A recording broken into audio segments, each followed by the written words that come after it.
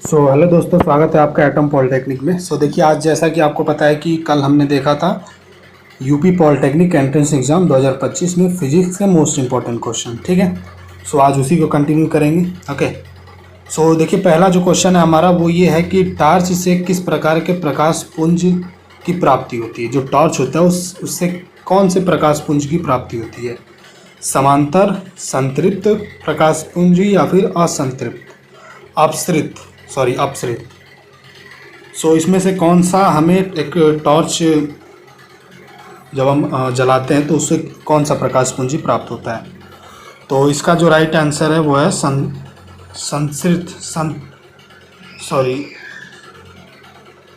संसृत प्रकाश पुंज। ओके, संसृत प्रकाश पुंज, ठीक है, सही है। ओके, चलिए नेक्स्ट। सामान्य नेत्र की रेटिना पर बनने वाला प्रतिबिंब कैसा होता है? सामान्य नेत्र जो नॉर्मल आइज होता है उसका रेटिना पर बनने वाला प्रतिबिंब कैसा होता है? आभासी और सीधा होता है, वास्तविक और सीधा होता है, या फिर वास्तविक और उल्टा होता है? कैसा होता है? इसका जो राइट आंसर है वो है आपका वास्तविक और उल्टा। ठीक है, जो नॉर्मल आइज होती है उसकी रेटिना पर बनने वाला प्रतिबिंब वास्तविक और उल्टा होता है ऑलवेज। ओके, कोई डाउट नहीं होना चाहिए। चलिए नेक्स्ट। नेत्र लेंस में समायोजन की क्रिया होती है, क्या होती है? नेत्र लेंस में समायोजन की क्रिया किसके द्वारा होती है? आइरिस के द्वारा, नेत्र लेंस के द्वारा, या फिर सिलियरी पेशियों के द्वारा? किसके द्वारा होती है नेत्र लेंस में समायोजन की क्रिया? किसके द्वारा होती है? तो इसका जो राइट आंसर है आपका वो है सिलियरी पेशियों, जो पेशियाँ होती है ना उनके द्वारा आपका नेत्र लेंस के समायोजन की क्रिया होती है। ठीक है, सिलियरी पेशियों द्वारा। ओके, क्लियर है? चलिए नेक्स्ट। किसी नेत्र का निकट बिंदु कितना है? 2.5, 25 सेंटीमीटर, या फिर 2.5 मीटर। ठीक है, ऊपर वाला सेंटीमीटर में, फर्स्ट वाला, और लास्ट वाला मीटर में, और सेकंड वाला आपका 25 मीटर। तो किसी भी नेत्र का जो निकट बिंदु मतलब कि एक स्वस्थ आँख जो है वो कितना देख सकता है, कितनी नज़दीक तक वो देख सकता है, पूरा क्लियर।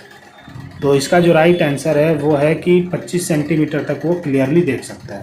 ठीक है, नॉर्मल आइज की बात कर रहा हूँ। ओके, चलिए नेक्स्ट। आँख की पुतली किस प्रकार कार्य करती है? जो आँखों की पुतलियाँ होती है वो किस प्रकार कार्य करती है? परिवर्ती द्वारक की भांति, दृक् तंत्रिका की भांति, या फिर अन्य कोई? किसकी तरह वो कार्य करती है? आँख की पुतली किस प्रकार कार्य करती है? परिवर्ती द्वारिका की भांति, दृक् तंत्रिका की भांति, या फिर किसी और चीज़, कोई और? तो इसका जो राइट आंसर है वो है परिवर्ती द्वारिका की भांति। ठीक है, परिवर्ती द्वारिका की भांति आँख की पुतली कार्य करती है।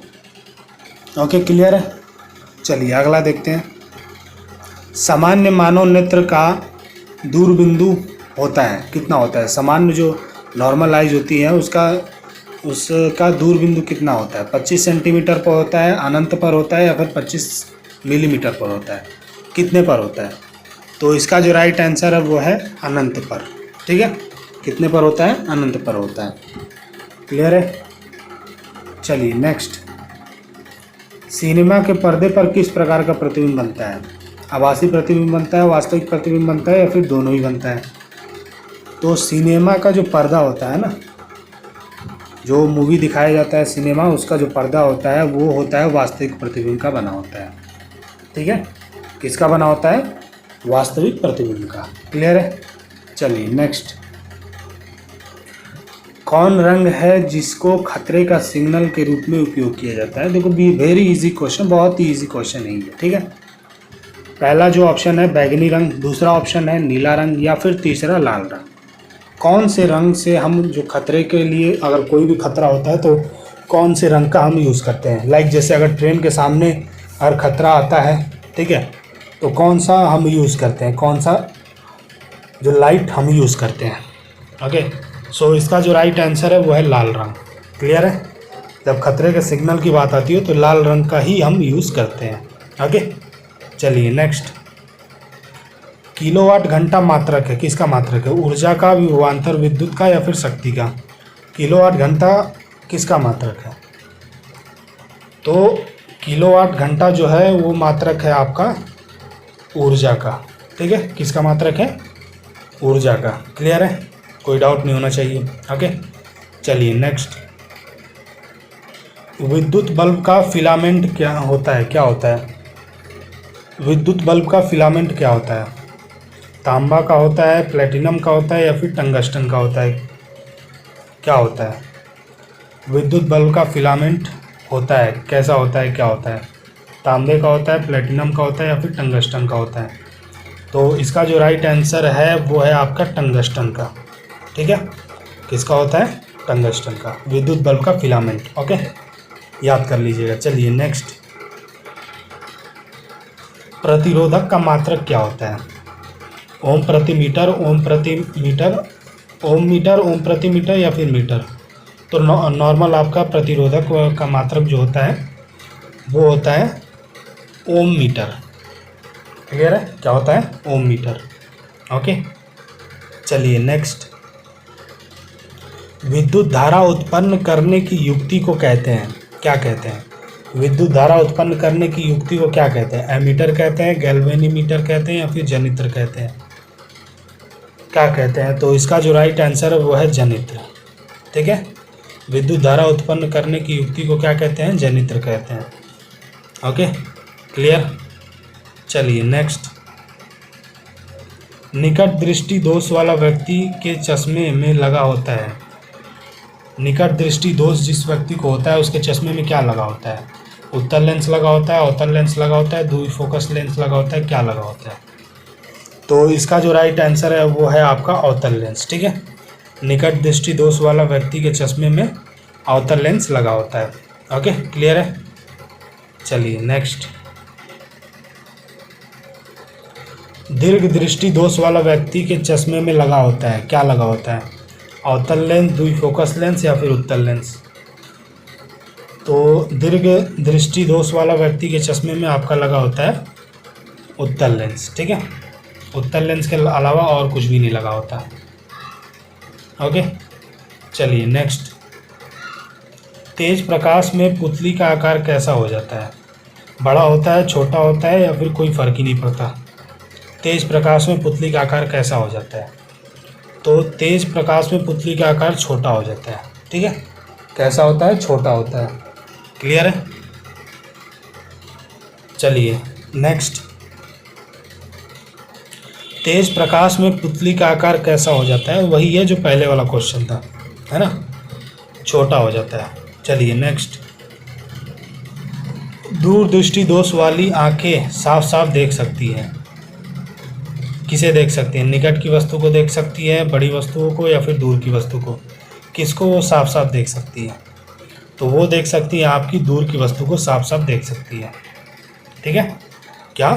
दूर की वस्तु को साफ साफ देख सकती है। कौन देख सकता है? दूरदृष्टि वाली आंखें, ठीक है।